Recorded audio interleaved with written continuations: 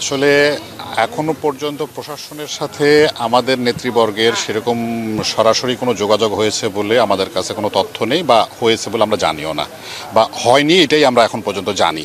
আর আপনারা এটা অবগত আছেন যে আমাদের যিনি এই আন্দোলন সংগ্রামের যিনি মুখ্য আহ্বায়ক ছিলেন, উনি কিন্তু এসে সুস্পষ্টভাবে ঘোষণা দিয়ে গেলেন যে এই যে ২০ তারিখের যে সন্ত্রাসী তৎপরতার যে ঘটনাটা ঘটেছে তার ধারাবাহিকতায় যে কর্মবিরতি বা শাটডাউন চলছে আমাদের শিক্ষক কর্মকর্তা কর্মচারীদের, এটা কিন্তু আগামীতে চলমান আছে বা চলমান থাকবে, এই ঘোষণা কিন্তু উনি সুস্পষ্ট করে দিয়েছেন।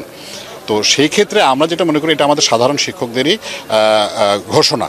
তো এর মধ্যে যেটা আপনি বলছিলেন যে আমাদের এই যে কিছু কর্মকর্তা প্রত্যাহার করেছে, এই কথাটা, এই বক্তব্যটা কিন্তু সত্য নয়। ওনারা কিন্তু ওনাদের এই প্রোগ্রামটা স্থগিত করেছেন ৭ কর্মদিবসের মধ্যে যদি ভিজিবল কিছু না হয়, সেইটা না হলে ওনারা কিন্তু পুনরায় আরও বৃহত্তর কর্মসূচি দিয়ে এই প্রোগ্রামটাকে আবার সচল করবেন।